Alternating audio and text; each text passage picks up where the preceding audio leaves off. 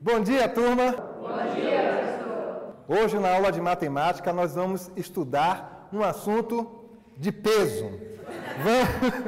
Vamos assistir, então, o vídeo.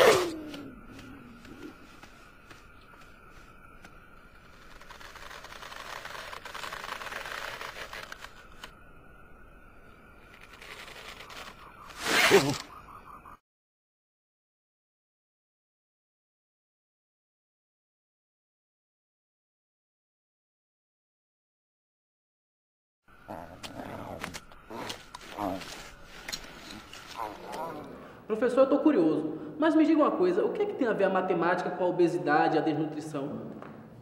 Tem tudo a ver, João. Nós podemos saber se uma pessoa está acima do peso, se está obeso, ou se está abaixo do peso ideal considerado saudável, calculando o índice de massa corporal. O índice de massa corporal é feito através da fórmula IMC é igual a peso dividido pelo quadrado da altura.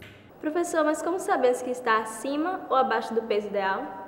Existe uma tabela elaborada pela Organização Mundial da Saúde, a qual traz critérios simples de classificação de acordo com o resultado da fórmula.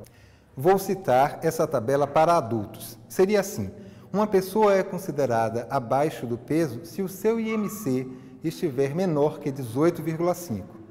Peso normal se estiver entre 18,5 e 25. Acima do peso, se o IMC ficar entre 25 e 30, e obesa se for superior a 30. Vamos aprofundar esse assunto com o nosso especialista. O IMC, Índice de Massa Corpórea ou Corporal, é um valor de referência para determinar se uma pessoa está acima, abaixo ou no peso ideal. Seu cálculo é feito a partir dos valores da altura da pessoa em metros e da massa em quilogramas. Em geral, esse cálculo é feito por médicos ou nutricionistas que usam a fita métrica e a balança para obter os valores no momento da consulta. Vamos ver um exemplo. Uma pessoa tem altura de 1,80 metros, ou seja, 1,80 m, e sua massa é de 89 kg. Qual o seu IMC? Lembrando que a fórmula para o cálculo do IMC é massa dividido pelo quadrado da altura, temos 1,80 elevado ao quadrado é igual a 3,24. Dividindo a massa de 89 kg por esse resultado, obtemos 27,47 aproximadamente.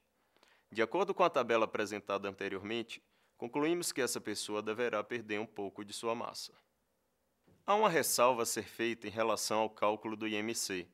Para atletas, deve ser feita uma análise diferente, pois a massa corpórea do atleta é composta principalmente por massa magra, fora raras exceções. Mas apesar disso, o IMC é um ótimo índice de referência para analisar se estamos no peso ideal. Que tal calcular o seu? Seria um ótimo exercício de matemática para a sua saúde. Um abraço e até a próxima. Nossa, professor, uma simples fórmula pode determinar a condição física de uma pessoa? Isso é mesmo muito interessante. Eu vou tirar o IMC de todo mundo lá em casa. Meu pai e minha mãe já estão gordinhos e eu acho até que já são obesos. Se realmente eles estão acima do peso, é importante que procurem um nutricionista para recomendar uma dieta alimentar saudável para perder peso. A obesidade não é um problema estético, é uma doença que deve ser cuidada porque ela é caracterizada pelo excesso de peso e que é causada pelo grande acúmulo de gordura no organismo. E a forma melhor de diagnosticar a obesidade é através do cálculo do IMC. Então, professor, o senhor está querendo dizer que se os índices de massa corporal dos meus pais forem acima de 30, os dois estão obesos? Certamente estão, mas como eu disse, é necessário que eles sejam acompanhados por médicos, porque a obesidade ela provoca uma série de problemas coronários, diabetes e outras doenças, né? Tudo isso podia ser evitado pela prática de uma alimentação saudável desde a infância. Mas vocês jovens se enchem de sanduíches, se enchem de salgadinhos e frituras. Vamos então assistir uma reportagem sobre o hábito alimentar do adolescente brasileiro.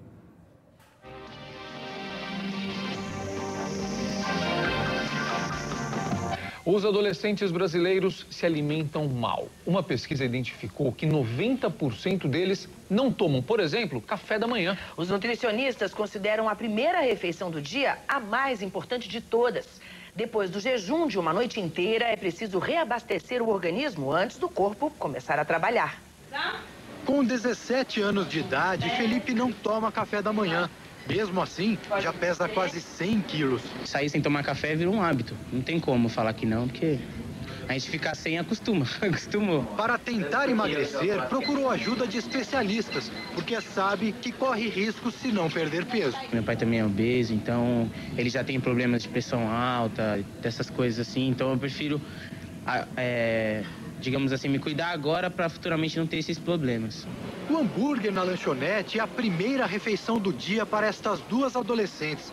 O café da manhã está fora do cardápio delas. Eu troco o café pelo minutinho na cama. Eu lancho até no colégio, na hora do recreio. Mas o almoço também dá bastante fome. A consequência desse hábito pode até dobrar a chance de o jovem se tornar obeso. É o que diz esta nutricionista da Universidade Federal de São Paulo. Ela fez um estudo com adolescentes de 10 a 19 anos de idade. 88% deles têm uma alimentação inadequada ou não comem nada no período da manhã. A pesquisa identificou também que entre jovens com excesso de peso, 94% não se alimentam no começo do dia, o que prejudica a qualidade da refeição seguinte. A primeira refeição que eles forem fazer, eles vão estar com um apetite muito maior, a fome muito maior, acabam ingerindo uma quantidade de alimentos muito grande e geralmente esses alimentos são de alto teor calórico. Os nutricionistas consideram a primeira refeição a mais importante do dia. Depois de uma noite inteira de jejum, é preciso reabastecer o corpo de energia antes de recomeçar a trabalhar. Mas para isso, não é preciso uma mesa de café tão farta como essa. A recomendação dos especialistas é apenas equilíbrio nos alimentos.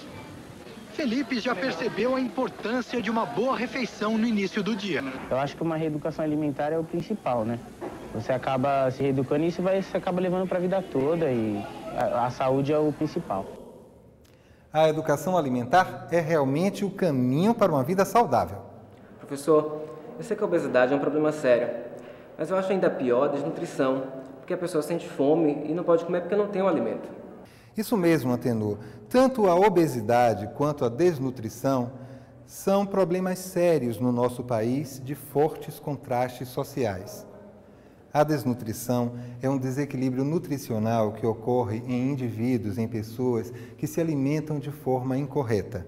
A alimentação incorreta se dá muitas vezes por uma dieta radical, pela má absorção dos nutrientes, pela falta de uma alimentação diversificada e pela ingestão de alimentos estragados. Então uma pessoa pode ser desnutrida por não ter o acesso ao alimento ou por ter uma doença como a anorexia. Exatamente. Nos países desenvolvidos, a desnutrição ocorre em pessoas com problemas de distúrbios alimentares, como a anorexia, que impede a pessoa de se alimentar, ou a bulimia, que faz com que a pessoa induza ao vômito de tudo que comeu. Como pode, né, professor? Tem gente que passa fome porque não tem dinheiro para comprar comida, e já outras pessoas passam fome porque estão doentes. Pois é, Thalita. Vamos refletir um pouco mais sobre a sua divagação assistindo uma reportagem sobre desnutrição provocada por fatores sociais no interior do Brasil.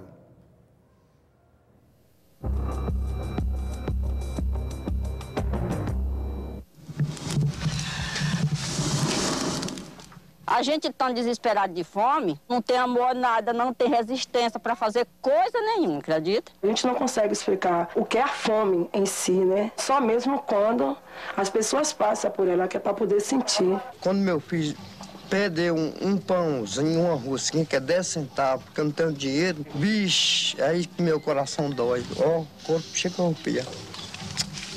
Uma tragédia a conta-gotas, dispersa, silenciosa, escondida nos rincões e nas periferias. Tão escondida que o Brasil que come não enxerga o Brasil faminto. E aí a fome vira só número, estatística, como se o número não trouxesse junto com ele dramas, histórias, nomes. No Brasil, a cada 5 minutos morre uma criança, a maioria de doenças da fome. Cerca de 280 a 290 por dia, né, o que corresponderia, de acordo com o Unicef, a 2 Boeing 737 de crianças mortas por dia. Aqui já teve muita gente, mas morre tanta facada seca e fome, se arrancaram tudinho, quase tudo. Pelo menos ela come, embora não esteja livre da doença. Desde o início desta reportagem, já se passaram 5 minutos e meio. Na contagem regressiva da fome, mais luto, mais uma perda. Nossa maior fortuna indo embora. Nosso óbvio tesouro esquecido em lugarejos e favelas. A matemática da fome é um problema preocupante no nosso país, apesar de a taxa de desnutrição infantil ter sido reduzida nos últimos 30 anos, principalmente nos menores de 5 anos e nas populações de baixa renda no Norte e Nordeste. De acordo com o IBGE, entre 74 e 75, 16,6% das crianças brasileiras menores de 5 anos de idade eram desnutridas. Já esse índice entre 2002 e 2003 caiu para o nível de 4,6%. Eu li uma reportagem que dizia que a taxa de desnutrição no Brasil tinha diminuído, mas, em compensação, as crianças e os jovens ficaram mais obesos. Isso mesmo, Tiele. Nessa mesma pesquisa do IBGE, dizia que há 30 anos, 3,9% dos garotos e 7,5% das meninas entre 10 e 19 anos estavam com excesso de peso. Essa proporção subiu, foi para 18% nos meninos e 15,4% nas meninas. Vamos ampliar a nossa discussão ouvindo a opinião de outros estudantes.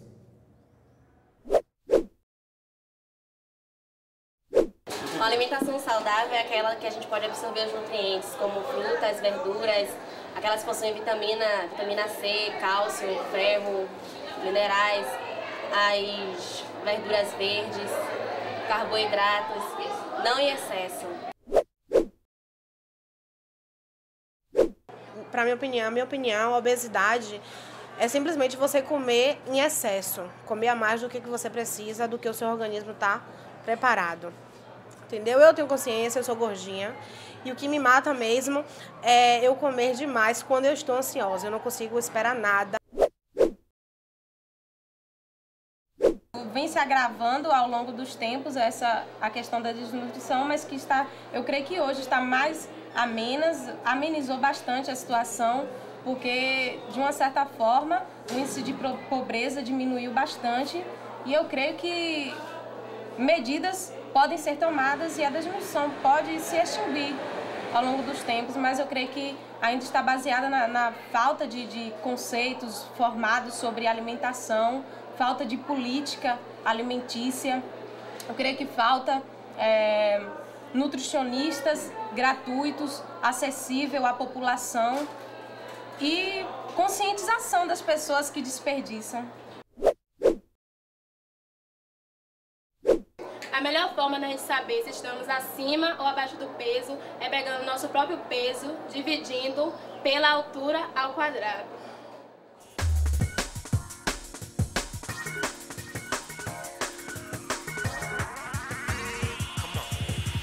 Estou vendo que vocês estão afiadíssimos na aula de hoje, não é isso?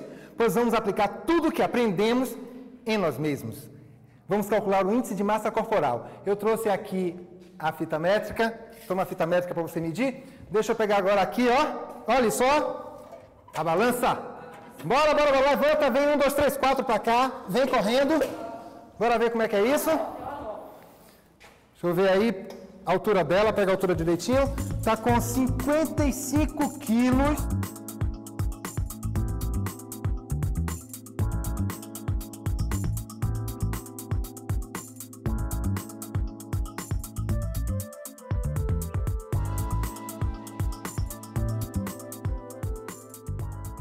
E aí, gostaram da atividade? Vamos resolver agora um problema, certo? Temos duas pessoas.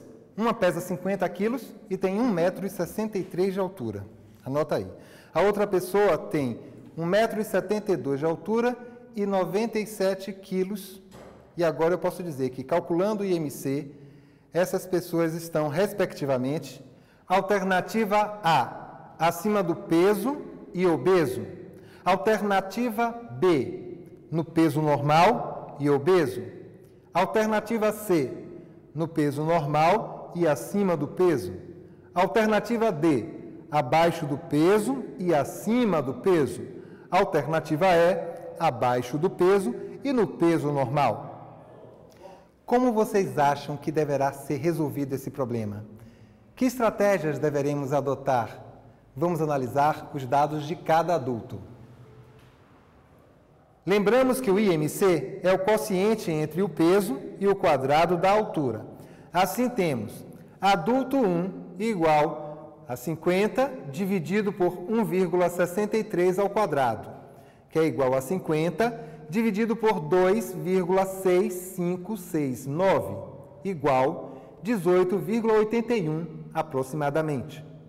Adulto 2, 97 dividido por 1,72 ao quadrado, igual a 97 dividido por 2,9584, igual 32,78 aproximadamente. Portanto, observando os resultados obtidos, podemos estabelecer: o adulto 1 e o adulto 2 possuem IMC, respectivamente, 18,81 e 32,78. A partir da tabela e dos valores obtidos, podemos concluir que o adulto 1 encontra-se no peso normal. A partir da tabela e dos valores obtidos, podemos concluir que o adulto 2 encontra-se obeso. Assim, a alternativa correta é a letra B. Agora que vocês já sabem calcular o índice de massa corporal, veja como está a forma física da família de vocês. A aula terminou, até a próxima! Tanto a obesidade quanto a desnutrição são problemas muito graves, pois a alimentação, nos dois casos, é mal feita, trazendo complicação. O seu peso dividido pela altura ao quadrado é sua massa corporal, e com esse resultado já é possível saber se é bom o seu estado.